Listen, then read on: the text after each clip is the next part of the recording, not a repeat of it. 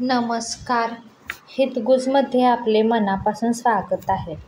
आज आपण एकादशीची उत्पत्ती कशी झाली, एकादशीचा इतिहास काय आहे आणि सर्व एकादशींमध्ये आषाढी एकादशी का महत्त्वाची आहे आणि त्याचे व्रतपूजन कसे करावे हे जाणून घेणार आहोत. सर्वप्रथम आपण जाणून घेऊया एकादशीची उत्पत्ती कशी झाली. पूर्वी देव आणि दानव यांच्यात युद्ध पेटले. कुंभ दैत्याचा पुत्र मृदुमान्य याने तप करून शंकराकडून अमरपद मिळवले. त्यामुळे तो ब्रह्मदेव, विष्णू, शिव अशा सर्व देवांना अजिंक्य झाला. त्याच्या भयाने देव त्रिकूट पर्वतावर धात्री म्हणजे आवळे वृक्षातळी एका गुहेत दडून बसले. त्यांना त्या आषाढी एकादशीला उपवास करावा लागला. पर्जन्याच्या धारेत स्नान घडले. अकस्मात त्यांच्या सर्वांच्या श्वासापासून एक शक्ती उत्पन्न झाली.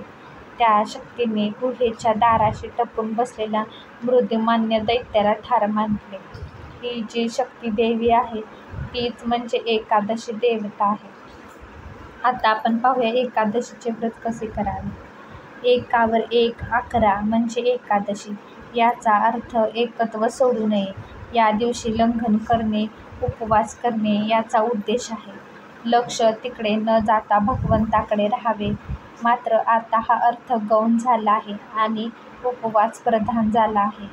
या दिवशीचे तत्त्व साधना करण्याला अनुकूल असते. एकादशी प्रतिदिनीच केली पाहिजे. मात्र एक दिवस योग्य तऱ्हेने केल्यास त्याचा प्रभाव 15 दिवस टिकतो. म्हणून एका मासात 2 एकादशी असतात. आषाढी एकादशी म्हटलं की डोळ्यांसमोर येते ती पंढरपूरची वारी. वर्षभरातील 24 एकादशींमध्ये या एकादशीचे एक विशेष महत्त्व आहे. या दिवशीच्या व्रतात सर्व देवतांचे तेज एकवटलेले आहे. आषाढी एकादशी या व्रतामागील इतिहास आणि तिचे महत्त्व जाणून घेऊया. आषाढी एकादशीचे महत्त्व. आषाढी एकादशीच्या व्रतामध्ये सर्व देवतांचे तेज एकवटलेले आहे असा समज आहे. म्हणून सर्व व्रतांमध्ये आषाढी एकादशीच्या व्रताला अनन्यसाधारण महत्त्व आहे. पंढरपूरला अदृश्य भगवंताच्या अस्तित्वाचा पुरावा मिळतो.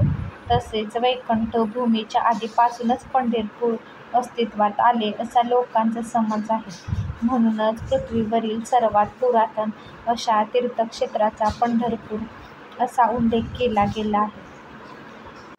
चातुर्मास हिंदू धर्मकल्पनानुसार आषाढ शुद्ध एकादशी ते कार्तिक शुद्ध एकादशी या 4 महिन्यांच्या काळात चातुर्मास म्हणतात. मात्र काही जण चुकीने चातुर्मास असेही म्हणतात. भारतीय उपखंडात हा काळ मोसमी पावसाळ्यात असतो. आषाढी शुद्ध एकादशीचे नाव पद्मा एकादशी किंवा देवशयनी एकादशी असे आहे. सूर्य मिथुन राशीत आल्यावर ही एकादशी येते.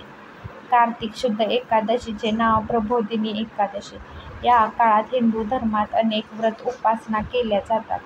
या काळात हिंदू धर्मात वर्णिलेल्या संस्कारांपैकी यज्ञोपवीत संस्कार, विवाह, दीक्षाग्रहण, यज्ञ, गृहप्रवेश, गोदान इत्यादी शुभकर्म केली जात नाहीत.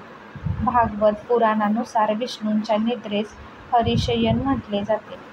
संस्कृत भाषेत हरी हा शब्द सूर्य, चंद्र, वायू, विष्णू अशा अनेक अर्थांनी वापरला जातो. म्हणून हरिशयन म्हणजे ढगांमुळे सूर्य चंद्राचे दिसेनासे होणे असाही अर्थ घेतला जातो. शास्त्रानुसार आषाढ महिन्यातील शुक्ल पक्षाच्या एकादशी तिथीला विष्णुशयन किंवा देवशयनी एकादशी म्हणतात. देवशयनी एकादशी म्हणजे भगवंताच्या झोपण्याची सुरुवात होणे. देवशयन पासूनच चातुर्मास सुरू होतो. देवशयनाच्या दरम्यान लग्न, ग्रहपूजा, वास्तुशांत, जावळ यासारखे मंगल कार्य केले जात नाही. आषाढ शुक्ल एकादशी व कार्तिक शुक्ल एकादशी या 2 एकादशांना महाएकादशी असे म्हणतात. त्यातील आषाढी एकादशीला शयनी एकादशी तर कार्तिकी एकादशीला प्रबोधिनी एकादशी असेही म्हटले जाते. आषाढी एकादशीच्या दिवशी शेषशायी भगवान श्री विष्णू शयन झोपतात. ते कार्तिकी एकादशीपर्यंत झोपलेलेच असतात अशी समजूत आहे. म्हणूनच चातुर्मासाचा आरंभ आषाढ शुक्ल एकादशीला होतो व कार्तिक शुक्ल एकादशीला संपतो. हे 4 महिने व्रतस्थ राहायचे असून सणासुदींनी भरलेले आहेत.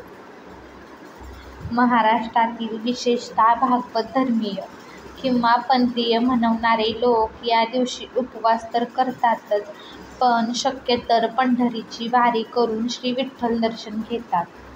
नाही जमले तर गावातल्या एखाद्या देवळात जाऊन अभंग गाऊन ती रात्र नामसंकीर्तन, भजन, पूजनात घालवतात. आषाढी एकादशीच्या या व्रताला विष्णू शयनोत्सव असेही म्हणतात. चातुर्मास व्रतारंभ याच दिवशी करतात. यापुढील 4 महिन्यात अनेक व्रते पाळावयाची असतात.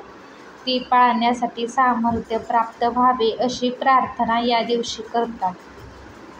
देवशयनी एकादशी व्रताची सुरुवात दशमी तिथीच्या रात्रीपासून होते.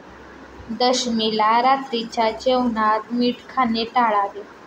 दुसऱ्या दिवशी सकाळी लवकर उठून नित्यकार्य आटोपून व्रत संकल्प घ्यावा. विठोबाची मूर्ती आसनावर विराजित करून त्याची विधीपूर्वक पूजा करावी. पंचामृताने स्नान घालावं. नंतर देवाची धूप, उदबत्ती, दीप, पुष्प इतर सामग्रीने पूजा करावी. देवाला समस्त पूजन सामग्री, फळं, फुलं, सुके मेवे, मिष्टान्न अर्पित करून मंत्रद्वारा स्तुती करावी. या व्यतिरिक्त शास्त्रात सांगण्यात आलेले सर्व नियम पाळावेत. आता आपण पाहूया आषाढी एकादशीची पूजाविधी. एकादशीच्या आदल्या दिवशी अर्थात दशमीच्या दिवशी एकभुक्त राहावे किंवा रात्रीच्या जेवणात मिठाचे सेवन टाळावे. एकादशीला पहाटे उठून स्नान करून तुळस वाहून विठ्ठल पूजन करावे. देवाला पिवळे वस्त्र, पिवळे फूल, पिवळे फळ, पिवळे चंदन अर्पित करावं. त्याचे हात, शंख, चक्र, गदा आणि पद्म सुशोभित करावं. देवाला विडा आणि सुपारी अर्पित केल्यावर धूप, दीप याने आरती करावी.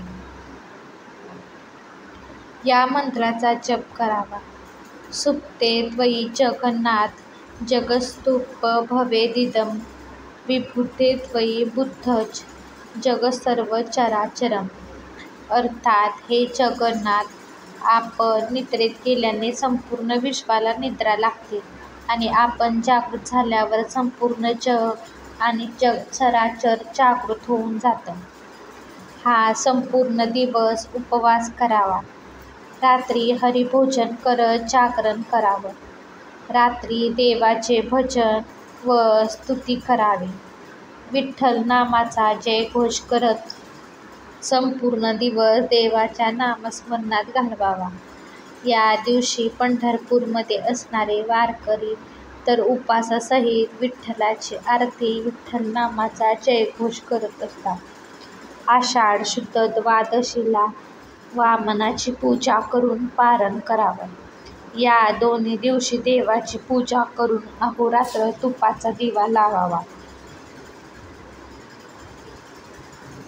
हा व्हिडिओ तुम्हाला आवडला असेल तर व्हिडिओला लाईक करा, शेअर करा आणि चॅनलला सबस्क्राईब करा. भेटूयात पुन्हा अशाच एका छानशा व्हिडिओसोबत. तोपर्यंत धन्यवाद.